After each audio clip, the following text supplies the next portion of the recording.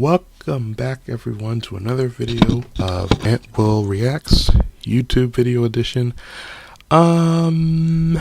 Today we're going to be reacting to the new death battle that came up. It's Venom versus Crona. Now they already used Venom for Bane. In my opinion, when I saw the fight of Venom versus Bane, it's just that I don't know how to describe it, but it didn't sit well with me because it was a losing battle to begin with. Because Venom, well, it's Venom. It doesn't make any sense. But anyway, I think, and I don't know much about Crona. Alright? Yes, I watched only a couple episodes of Soul Eater, and I didn't get to where we first meet Crona. But I know her back, but I know her from Soul Eater. Her or him. Okay. I just hope they explain what Crona's gender is, because I keep getting confused. Is it a boy or a girl? Is Crona a boy or a girl? Like with Fruits Baskets, I didn't know that Akito was. You guys gotta watch that too. I'm sorry, I'm spoiling so much, but yeah. Let's just. I can't wait till who's next for Death Battle. We'll wait till the end to see that. But until then, let's begin the video.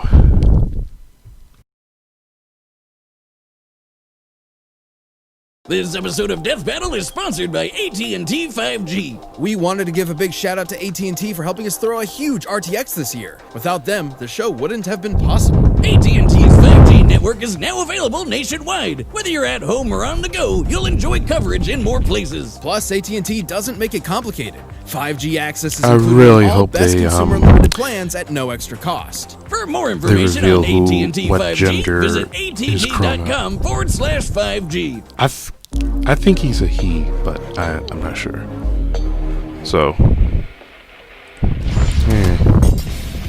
It's always nice to have a best friend attached to your hip, like me and my shotgun leg. But these two take their friends even further than that.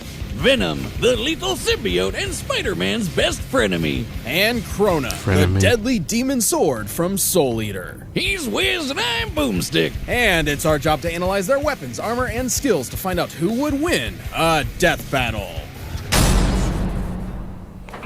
At the beginning of time, in the faraway reaches of space, the Clintar rose from a living darkness.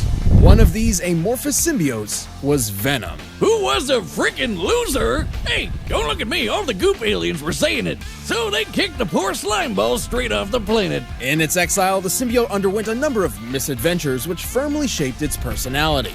It bonded to a heroic Kree soldier rescuing refugees, a violent monster who committed genocide, and apparently Deadpool. Damn, no wonder Venom's so messed up. I didn't know that. Eventually, the symbiote was discovered by Peter Parker. I didn't know Deadpool was in Spider-Man. It gave him a Wars. pretty slick black suit and awesome new powers. But after finding out it was a confused, raging, psychopathic alien, Pete decided to exercise it with the power of Christian Rock. A wise decision, although ill-timed, as this event would cause the symbiote to finally meet its greatest partner, Edward Brock.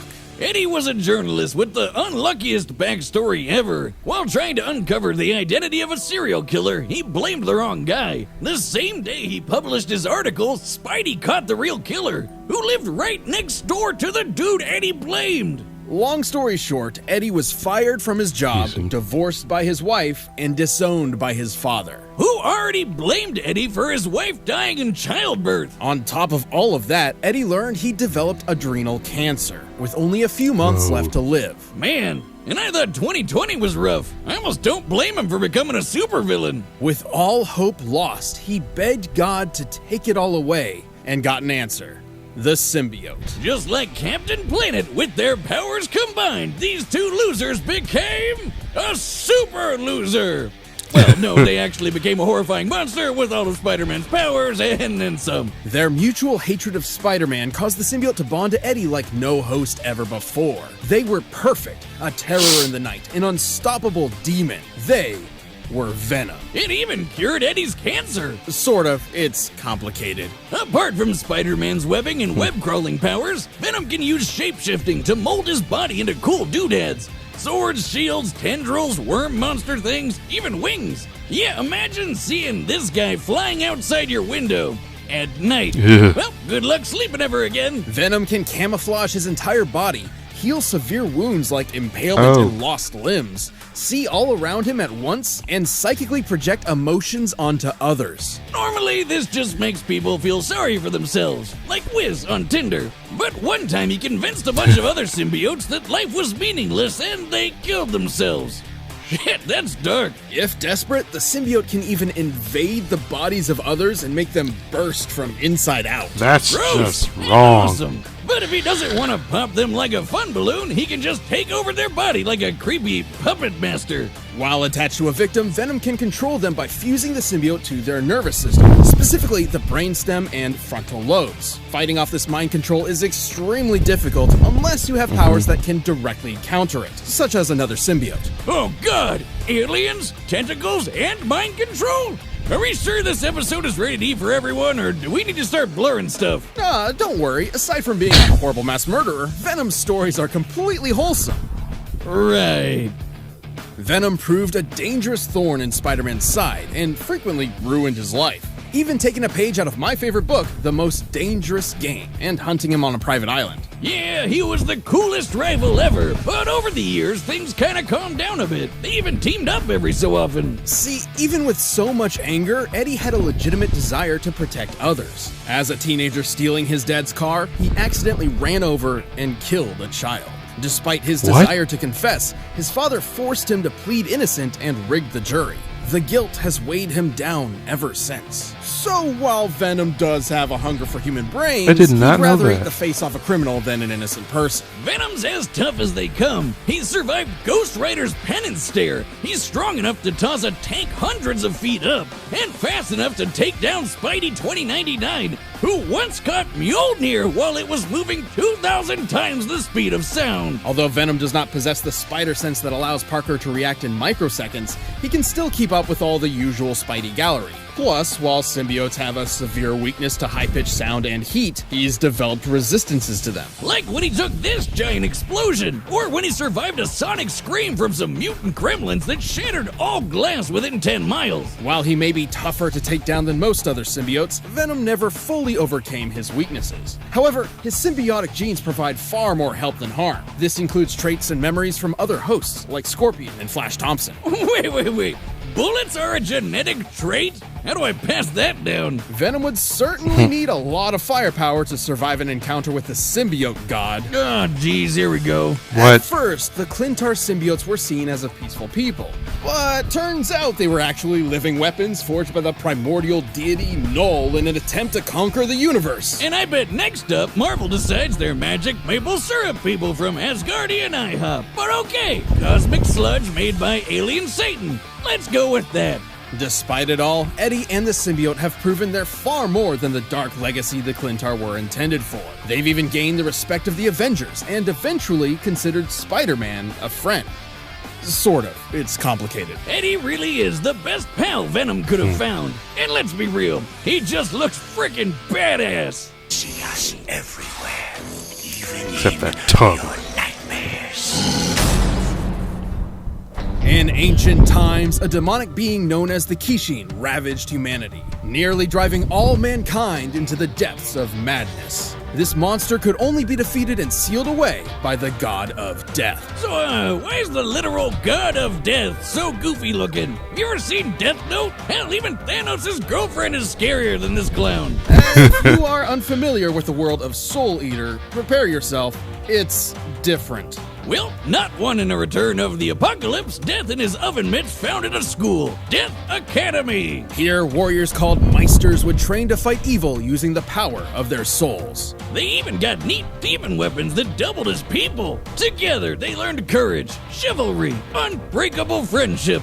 You know, all that anime crap. Crona Gorgon was not one of these students. Buckle up! It's all Gloomsville from here. Deal with it. I don't think I know how to deal with this situation. Throughout their childhood, Crona was abused by their mother, Medusa, a witch obsessed with the legendary Kishi. You can see where this is going. Yeah, Anime it's Uma Thurman on was such a fangirl, she figured, hey, Uma why don't I make my own Kishin? So she used her child as a guinea pig in a bunch of crazy experiments. You know, it kind of sounds like something you do, Wiz. Don't be silly, I only use actual guinea pigs.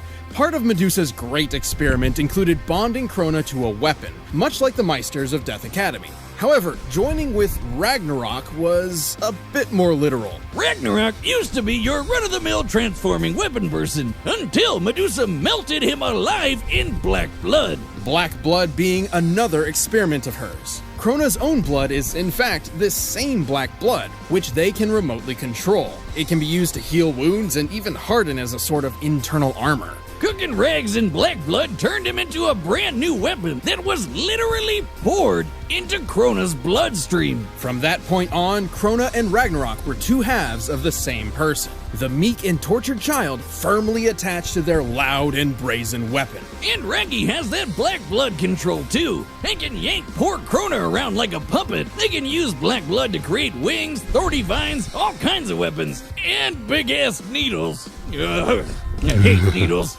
What's up with that mouth when he transforms into a sword? That thing's messed up. Like the Meisters, Crona can wield their own soul in combat, amplified by Ragnarok as a technique called screen resonance. Think of it like hooking an electric guitar up to an amp, though more akin to a screeching banshee on LSD. I didn't know you play.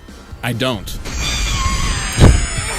It's incredibly powerful, causing internal damage to foes and making Ragnarok vibrate to increase his cutting power. Hey, are you okay? What? With this weapon at their side, Crona set out on a quest to become a Kishi, which required quite a lot of homicide.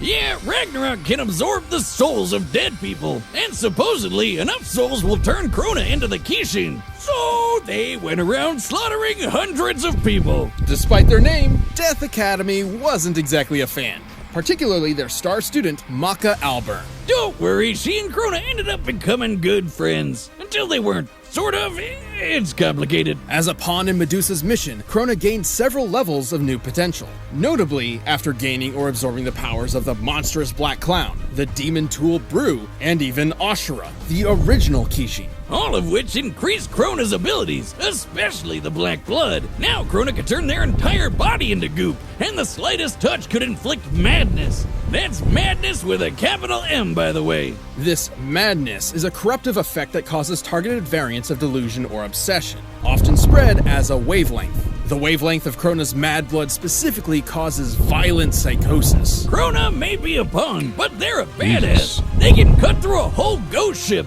cover the moon with sound waves, open the moon's mouth?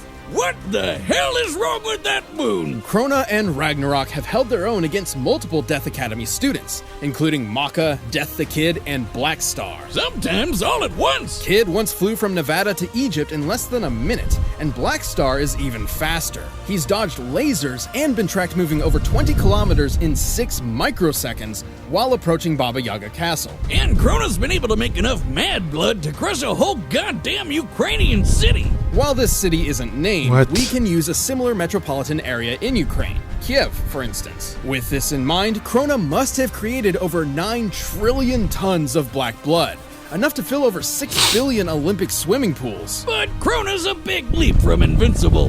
They've had their shit kicked in plenty of times, and their hardened black blood can only block so much. Even then, Medusa's plan ultimately succeeded. After years of scheming, Crona absorbed the power of Ashura and became a Kishin. Well, more like Kishin absorbed Crona, but close enough. But with the power of friendship, Crona ironically wound up defeating the Kishin once and for all. Despite their life being nothing but destruction, Crona was the one who ultimately saved the world.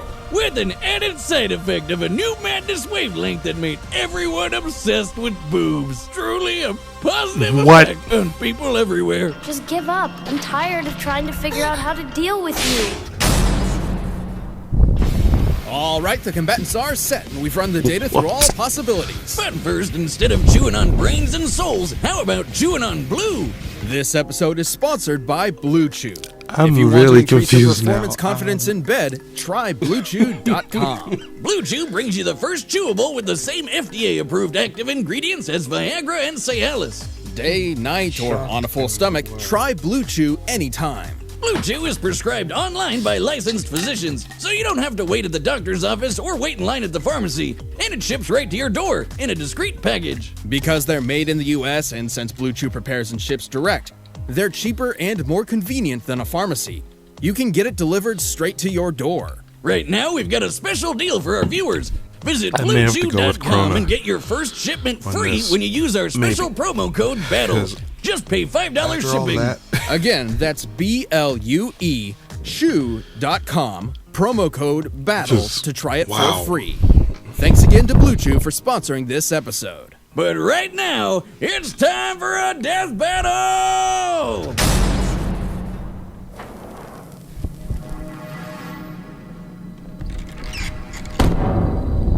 Hello? I want to be alone. Hey, pay attention, you turd! Aha! Lucky day! 2 brains for the price of 1!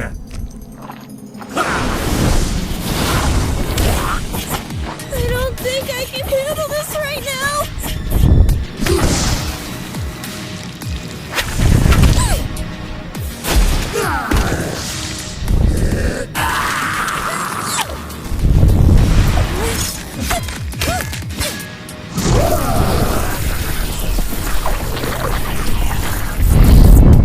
Your mind is ours! Dinner time!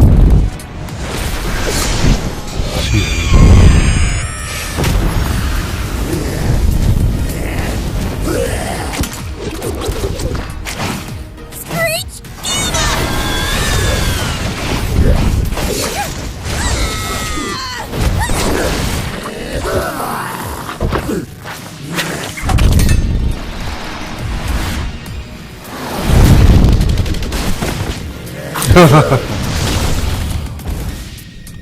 He's gone?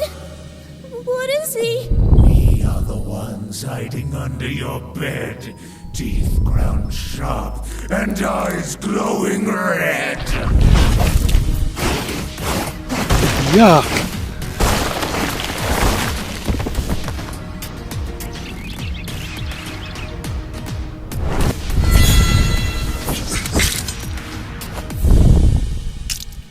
Your blood. I know. It's black.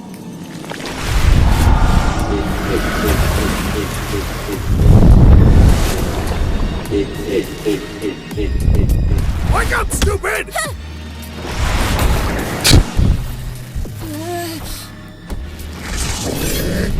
Ah, yeah, that's creepy.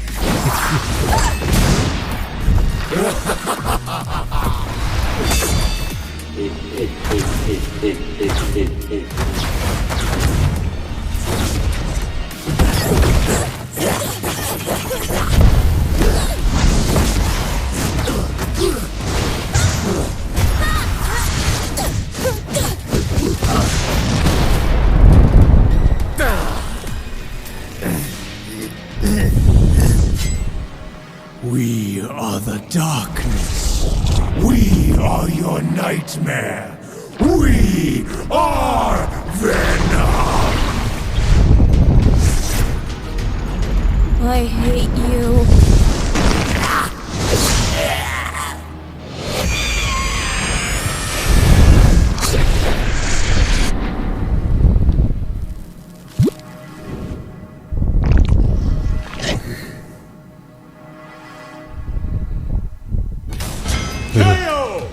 Man, these symbiotes See? really need to Knew it. stop picking fights with pink-haired anime characters. They're f***ing crazy. Venom was certainly a tricky opponent. Yeah. His shape-shifting camouflage and multitude of weapons kept Crona on guard. Unfortunately, Venom lacked the power needed to keep up a prolonged fight. Yeah, Crona matching Black Star's speed makes for a pretty clear difference. Crona could reach Mach 9000, while Venom only topped out around Mach 2000. And while Venom has shown incredible physical strength that puts Spider-Man to shame, he could never compete with 9 trillion tons of Mad Blood. Which, by the way, that precise All that control blood of the in Black his Blood body. totally meant Crona could push Or out her- any I don't of know. Venom's attempt at being a puppeteer. And Crona's shown even greater feats of strength as well. Assuming all of the Moon's teeth are similar in size and stone, opening this jaw is equivalent to lifting over 10,000 tons. Of course, the final nail in Eddie's coffin was the fact that half of Crona's arsenal was sound-based, basically Venom's kryptonite. Somewhat. Recall that Venom did gain a notable resistance to sound attacks, so we needed to determine if Crona's sonic waves were great enough to effectively harm him. You know those gremlins who shattered every window in 10 miles with a screech attack? The symbiote barely survived it, so that's a good high end to look at. It takes at least 100 decibels to shatter glass normally. To cover that much distance, the combined sonic blast must have equaled about 244 decibels. In contrast, in order to engulf the Moon, Crona's sonic waves must have reached over 275 decibels. And yes, that's considering the weird size and shape of the Moon. Ugh, just look at that freaky thing. Sure, 275 doesn't Yeah. seem that much more than 244, but decibels increase on a logarithmic rate. This means Crona's sound attack was actually over 1,000 times stronger. Vanny for sure wasn't surviving that. Eddie and the symbiote held their own with versatility, but Crona and Ragnarok had them beat in destructive power, blistering speed, and an arsenal that could take advantage of Venom's key weakness. Looks like Venom just got Ragnaroked. The winner is Crona. Thanks for watching this episode of Death Battle. Come back next week to see previews of our upcoming matchups. If you want to watch more stuff, you can click the boxes right around here. All right, and you what's can always pick up next? some DB merch at store.roosterteeth.com. Attention, blue team! This is the red team! We are here to Red destroy versus you! blue. I got a tank! People with tanks are never outnumbered! Huh. Okay.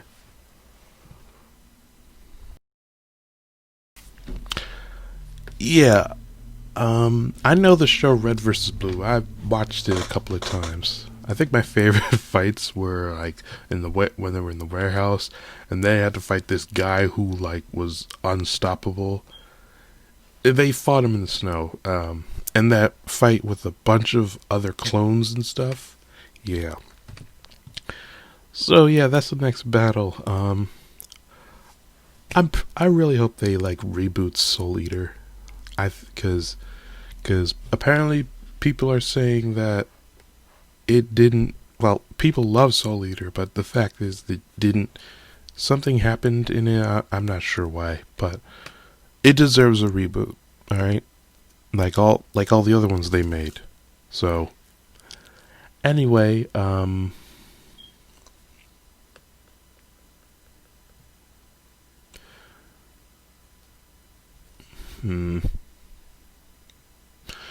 So yeah, it's like Venom was at a losing streak. He lost to Bane, and now, oh wait, no, he didn't. He didn't lose to Bane. He didn't lose to Bane. He won against Bane in Death Battle. So so yeah, this was a good fight anyway. And I still to this day don't know what gender is Crona. So yeah, I hope you guys enjoyed this video. Make sure you guys give this video a thumbs up. Subscribe if you're new to my channel. Share this with your friends. Comment below what you think of the video. If you want to get notified of any video I put up on my channel, just hit the notification button next to the subscribe button, and I will see you all in the next video.